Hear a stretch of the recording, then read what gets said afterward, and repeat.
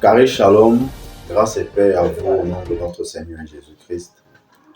Bienvenue au laboratoire du Christ et c'est votre serviteur, le frère Raphaël, qui continue avec le thème « Comment distinguer le vrai du faux prophète ». Et précédemment, nous avons lu des passages déjà pour avoir un aperçu de qui est un faux prophète.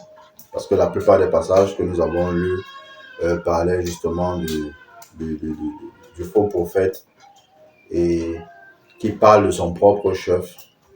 Et contrairement au vrai prophète qui dit ce que Dieu lui demande de dire.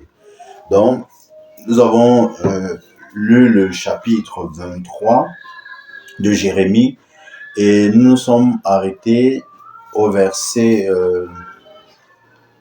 17. Nous allons continuer le verset 18. Mais qui a assisté au conseil que tient l'Éternel? Oui, qui a vu? Qui a entendu sa parole? Qui donc a prêté attention à sa parole? Qui donc l'a entendu? La tempête produite par l'Éternel se lève, sa fureur se déchaîne, l'orage tourbillonne, il s'abat sur la tête de ceux qui font le mal. La colère de l'Éternel ne se calmera pas avant qu'il ait agi et qu'il ait accompli les desseins de son cœur. Dans les jours à venir, vous vous en rendrez compte. Je n'ai pas mandaté tous ces prophètes-là, et cependant ils courent, et je ne leur ai pas adressé la parole, pourtant ils prophétisent. S'ils avaient assisté à mon conseil, ils auraient annoncé ma parole à mon peuple. Ils le feraient se détourner de ses mauvais comportements et de ses mauvais actes.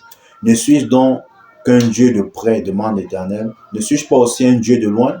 Quelqu'un dit, l'Éternel, pourrait-il se cacher dans un endroit secret sans que moi je le voie? Ne suis-je pas celui qui remplit ciel et terre? Demande l'Éternel. Voyez, ici nous voyons que l'Éternel, justement, décline la responsabilité par rapport à ce que ces prophètes-là disent. Pendant que le peuple se comporte mal, vit dans l'immoralité, vit dans l'impureté, vit dans l'adultère et dans la voie du mal, mais ces prophètes les encouragent. Et Dieu se désolidarise, autant pour moi, de ces prophètes-là. Et il déclare bien que tout ce qu'ils disent ne vient pas de lui, mais d'eux-mêmes. Maintenant, il faut souligner quelque chose au verset, le verset 15. Le verset 15, Dieu parle, il dit, car c'est de tes prophètes Jérusalem. Ouais, Jérusalem, rappelez-vous que Jérusalem, c'est la ville sainte. La ville sainte. Donc, ces prophètes ne venaient pas de pays étrangers, ne venaient pas de loin. C'était ceux qui, qu'on appelait communément le peuple de Dieu. Ça veut dire qu'ils sortaient du milieu de la nation d'Israël. Ce n'étaient pas des étrangers. C'était des gens qui étaient parmi, on va dire ça comme ça, le peuple de Dieu. Et par la suite, nous verrons justement cette distinction-là, que nous pouvons être, je vais prendre le cas des assemblées, des rassemblements et dans les différentes églises. Vous voyez, tous ceux qui sont dans ces assemblées-là, on leur colle directement l'étiquette de chrétien, on leur colle directement l'étiquette d'enfant de Dieu, les Alléluia, Amen. Cependant, la Bible est claire, c'est que Dieu connaît ceux qui lui appartiennent. Ça veut dire que dans ce groupe de personnes-là, forcément, on ne va pas savoir, on ne va pas faire directement, automatiquement la différence entre celui qui sait Dieu et celui qui ne le sait pas. J'en parle parce que nous venons de voir ici que ces prophètes sortent de Jérusalem. Et Jérusalem, c'était la ville sainte où était le peuple de Dieu, la nation d'Israël. Mais nous remarquons que dans cette nation-là, dans ce peuple, il y avait des gens qui se levaient et qui parlaient de leur propre chef. Maintenant, nous allons voir un exemple dans le chapitre 28 avec Jérémie et le prophète Ananias. Anania, autant pour moi. Je lis à partir du premier verset du chapitre 28. Cette même année, au commencement du règne de Sédécias, roi de Juda, la 4e année, au 5e mois, Anania, fils d'Azur, un prophète originaire de Gabaon, me dit dans le temple de l'Éternel, devant les prêtres et tout le peuple: Voici ce que déclare le Seigneur des armées célestes, Dieu d'Israël.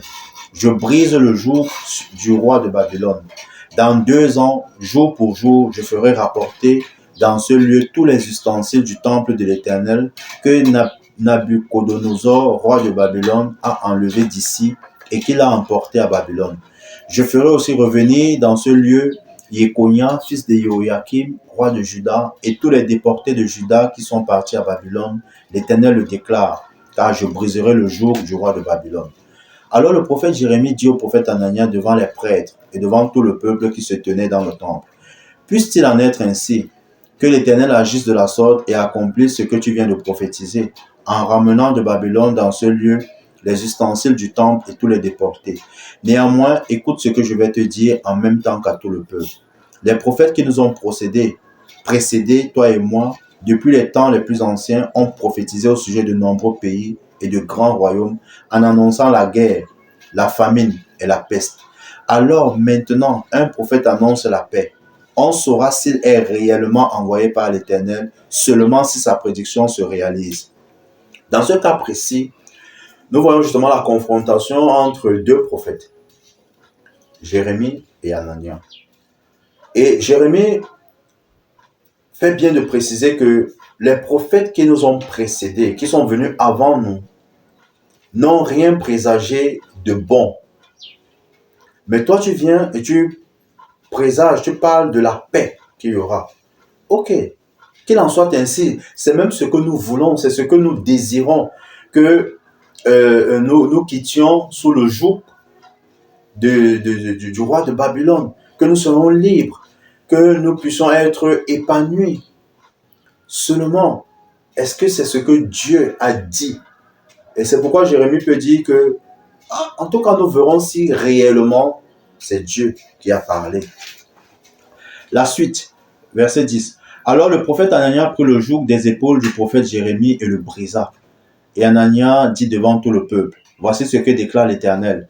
De cette façon, dans 2 ans, jour pour jour, je briserai le joug que Nabuchodonosor, roi de Babylone, fait peser sur toutes les nations. Puis le prophète Jérémie s'en alla de son côté. Après que le prophète Anania eut brisé le joug posé sur le cou du prophète Jérémie, l'Éternel adressa la parole à Jérémie en ces termes.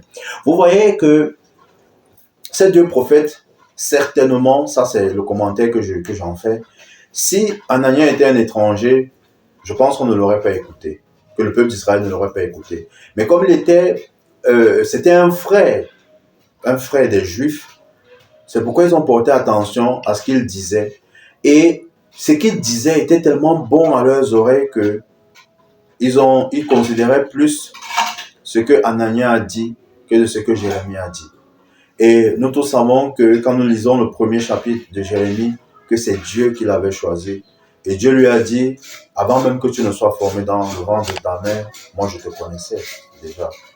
Donc, ici, maintenant Dieu parle à Jérémie, voici ce qu'il lui dit, verset 13. Va dire à Anania, voici ce que déclare l'Éternel, tu as brisé un joug de bois, eh bien, tu le remplaceras par un joug de fer. Car ainsi parle le Seigneur des armées célestes, Dieu d'Israël, j'impose à toutes ces nations un joug de fer, pour qu'elles soient assujetties à Nabuchodonosor, roi de Babylone. Oui, elles lui seront assujetties, et je lui ai même soumis des animaux sauvages. Puis le prophète Jérémie dit au prophète Anania, écoute bien Anania, l'Éternel ne t'a pas mandaté, et tu fais croire des mensonges à ce peuple. C'est pourquoi voici ce que déclare l'Éternel, je vais te renvoyer de la surface de la terre. Cette année même tu mourras, car tu as incité à la révolte contre l'Éternel. Cette année-là, au 7e mois, le prophète Anania mourut. Voyons pas le prophète. Anania mourut parce qu'il a déclaré ce qui ne venait pas de Dieu, ce que Dieu n'avait pas dit. Il avait fait écouter au peuple un autre message que ce que Dieu disait. Et vous voyez qu'il déclarait au nom de l'Éternel. Alors, ce n'est pas parce qu'on va dire au nom de Jésus que forcément ce qu'on dit vient de Dieu. Je vous exhorte à suivre la suite de cette vidéo